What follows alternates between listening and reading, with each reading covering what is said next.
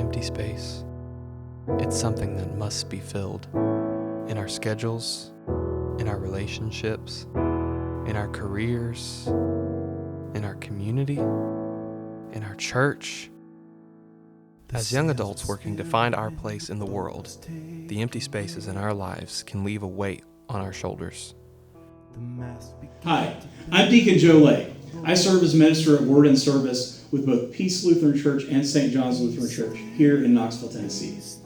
Woven Together is an intentional community building project that seeks to serve young adults, juggling fast-paced lives and asking, why church? Integrating a framework of guided discernment with monthly rhythms of life together. This opportunity offers a fabric of faith that both nurtures and sustains.